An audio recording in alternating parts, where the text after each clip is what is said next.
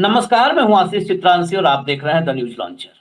आज उत्तर प्रदेश से जहां योगी आदित्यनाथ गोरक्ष पीठाधीश्वर 7 साल से ज्यादा हो गया राज कर रहे हैं।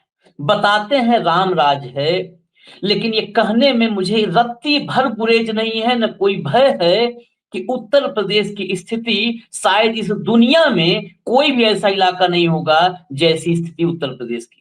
जैसा शासन उत्तर प्रदेश में चल रहा है, पूरी दुनिया में ऐसी बदतर या पक्षपातपूर्ण कहीं भी शासन व्यवस्था नहीं होगी। इतनी पक्षपात। दो खबरें बताऊंगा बस, खबरों का एनालिसिस भी नहीं करूंगा आज, खबरें बताऊंगा। एक खबर है, नासिर पठान बनके एक आयुष नाम के लड़के ने महाकुंभ जो होने जा रहा है प्रयागराज में, उसको बम से उड़ाने की धमकी दी थी। नासिर पठान के नाम से धमकी आई थी। पुलिस चाक चौबंद, प्रयागराज में मुकदमा दर्ज, खोजबीन हुआ, पड़ताल हुई, तो वो निकला आयुष कुमार जायसवाल। अब आयुष कुमार जायसवाल निकला है, तो ये खबर कहीं आपने देखी क्या? नहीं देखी होगी। एक दो जगह पर ये खबर नीचे मिली, उस खबर को मैं आप तक ला। दूसरी खबर है, मुरादाबाद में गोवंश के हत्या के आरोप में साहिदीन नाम के एक 36 साल के युवक को मार दिया जाता है, जान ले ली जाती है। उसकी जान लेने वालों की अब तक कोई गिरफ्तारी नहीं हुई है।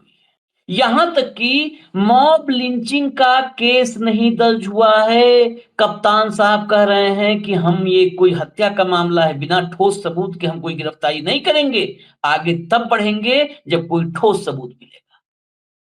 लेकिन जिस गो हत्या के मामले में, आरोप में साहिदीन की जान ले ली गई, उसी मामले में जो दूसरा आरोपी अदनान जिंदा बचा, उसकी गिरफ्तारी 30 तारीख को ही हो गई। 30 तारीख को हो गई। 29 और 30 दिसंबर के दरमियानी रात की यह घटना है मुरादाबाद की। 30 को गिरफ्तारी हो गई।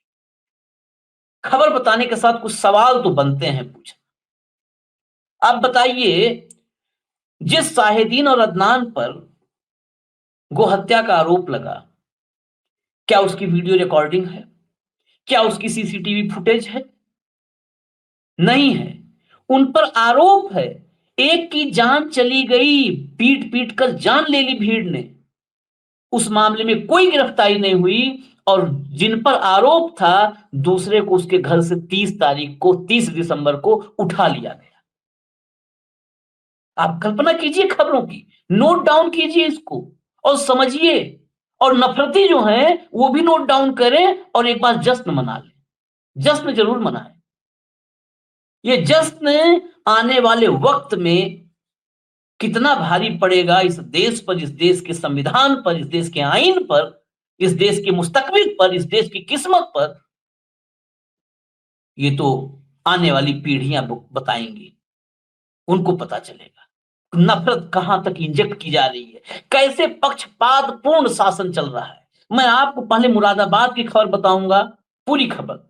उसके बाद आयुष कुमार जायसवाल, जो नासिर पठान बनके धमकी दिया कि महाकुंभ को उड़ा देंगे। जब वो धमकी आई थी तो खबरें छा गई थी, नासिर पठान महाकुंभ को, मेले को बम से उड़ाने की धमकी। जब पकड़ा गया, नासिर पठान के बजाय आयुष कुमार जायसवाल निकला, तो खबरें गायब हो गई।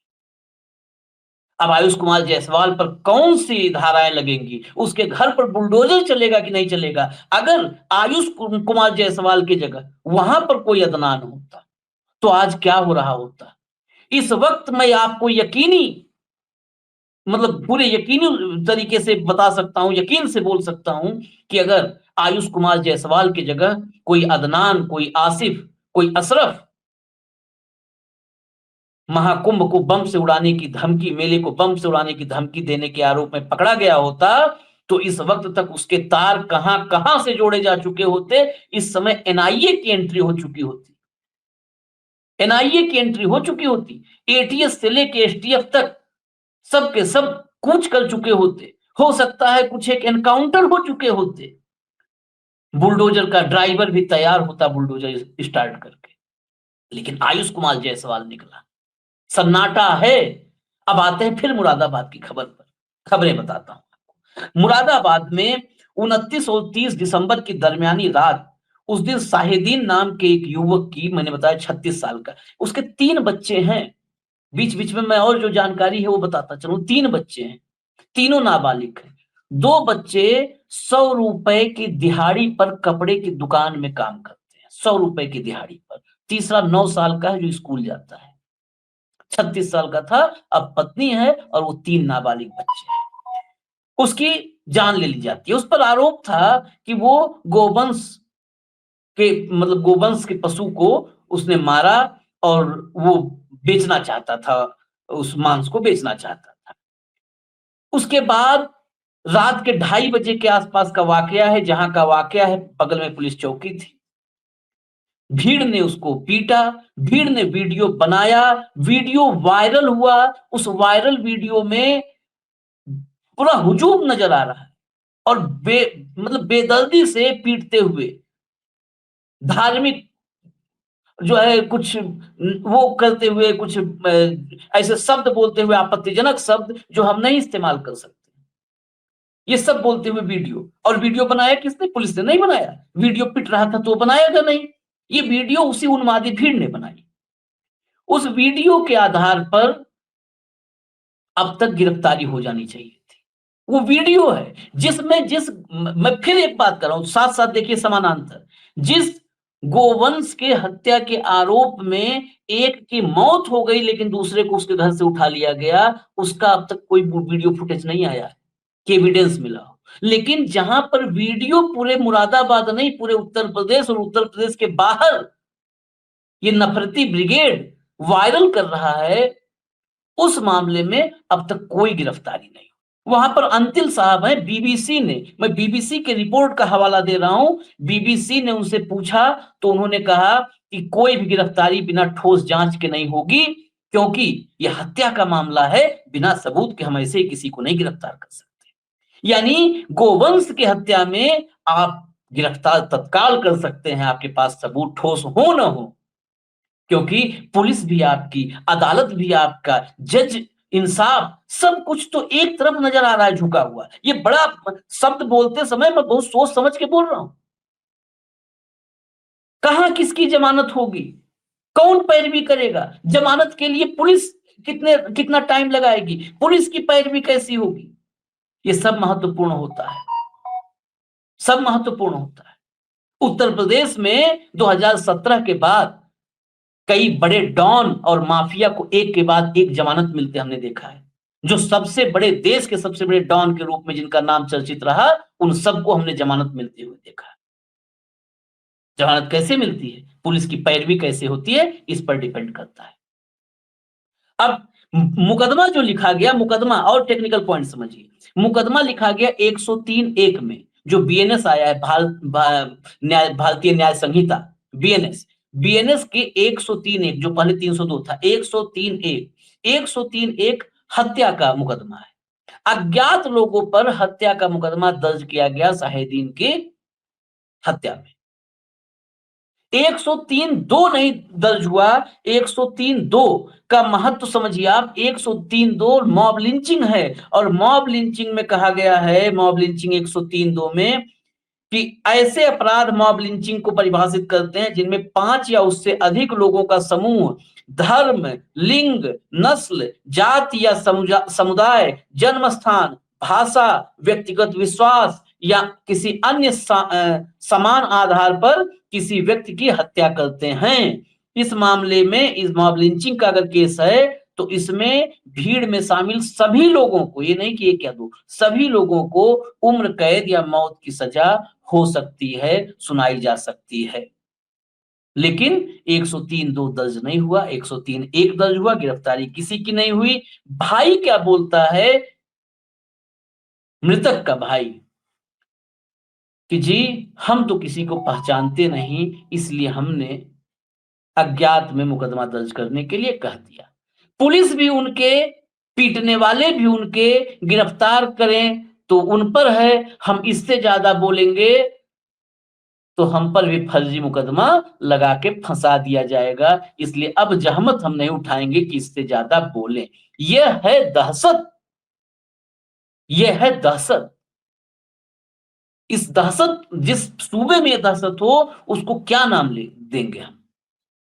क्या नाम?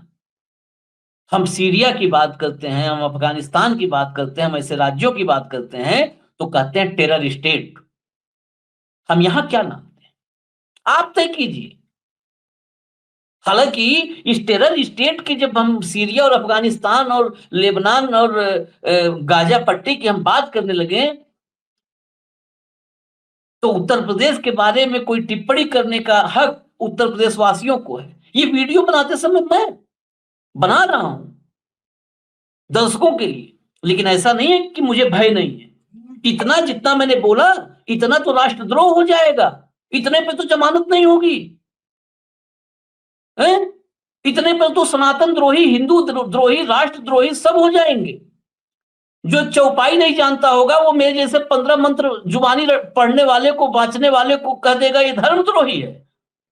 धर्म का मतलब ही नहीं समझ पाए। धर्म का मतलब समझ में आता तो आयुष जायसवाल की खबर आज चलती कि आयुष जायसवाल मुसलमान का नाम रख करके फर्जी आईडी बना करके उसके घर पर बुलडोजर भिजवाते। अब तक बताते कि कहां कहां से उसके तार जुड़े हैं। वो आयुष जायसवाल 31 तारीख को सोशल मीडिया पर फेक आईडी नासिर पठान नाम से बनाता है और कहता है कुंभ मेले को बम से उड़ा दूंगा। नेपाल भाग जाता है, पूर्णिया से पकड़ा जाता है, पूर्णिया पुलिस की मदद से। अब तक ये भी नहीं जानकारी आई है कि नेपाल क्यों गया, क्यों, उसके साथ कौन लोग थे। क्या आयुष जायसवाल जैसे धमकीबाज निकल आए गलती से? आयुष जायसवाल क्या उस टोन को, उस एजेंडे को धाल देने के लिए जो है काम आने वाले लोग हैं? क्यों नहीं आयुष जायसवाल पर अब तक कोई ठोस कार्रवाई? क्यों नहीं उत्तर प्रदेश की पुलिस महाकुंभ, महाकुंभ में बम से उड़ाने की धमकी देने वाला अगर कोई, यकीन करिए आप, अशरफ होता तो क्या होता? क्या होता? आदिल होता तो क्या होता? आप बताएं ना, आप बताएं क्या होता? देश में कोहराम होता, गोदी मीडिया के एंकर मेज पर चढ़ करके कथकली और भरतनाट्यम कर रहे होते, और अंधभक्त घर में बैठ करके कुचिपुड़ी कर रहे होते अपने अपने बिस्तरों पर। है, खबर बतानी थी, खबर बता दिया। आप लोग तय करें कि आप कहां जा रहे हैं, विश्व गुरु किस चीज में बनने जा रहे हैं। क्या नफरत का विश्व गुरु बनना है? क्या विभाजन का विश्व गुरु बनना है? क्या पक्षपात का भी विश्व गुरु बनना है? और अगर यही यही शासन रामराज है, तो एक विधायक है भाजपा के ही, उन्होंने योगी के राज को नरक राज बताया है। जरा उन पर भी कुछ का एक्शन करके दिखाएं। बताया नरक राज है, नरक राज। व्यभिचार जिन बच्चियों के साथ हो रहा है वो रो रही हैं, बिलख रही हैं। 4-4 बच्चियों का उदाहरण दे दिया कि 4 बच्चियां, उनके साथ व्यभिचार हुआ, इज्जत लूटी गई, रो रही हैं, बिलख रही हैं, लेकिन भाजपा के विधायक हैं। हालांकि विधायकों पर भी अंकुश तो तगड़ा है, लेकिन ये विधायक भी थोड़ा सा इसी मिजाज का है लगातार। लेकिन अब तक कुछ उसका, विधायक का कुछ बाल बांका नहीं हुआ है, ये भी आपको बता दें। विधायक ने तो ये कह दिया कि अगर अखिलेश की सरकार होती, सपक सरकार होती, तो मुख्यमंत्री आवास में घुस के मैं घूस भर देता। ऐसी ये सरकार चल रही है। अब आप सोचिए, जो पश्चिमी उत्तर प्रदेश के दर्शक होंगे वो जानते हैं घूस भर देना। गाजियाबाद, मेरठ, जो पश्चिमी उत्तर प्रदेश या हरियाणा के लोग। भाजपा विधायक ने कहा कि अगर समाजवादी पार्टी की सरकार होती तो सीएम हाउस में घुस घुस के मैं घूस भर देता। ये हालत है। लेकिन कोई बोले ना, कोई मुंह खोले ना। और मीडिया वाले पत्रकार, उनका तो अपना काम है घुंघरुओं की, पैसे की खनक और घुंघरुओं की झंकार, झंकार बीट्स। देखते रहिए। इजाजत मुझे दीजिए। इन खबरों पर अगर वक्त होगा तो थोड़ा सा सोचिएगा जरूर। नमस्कार।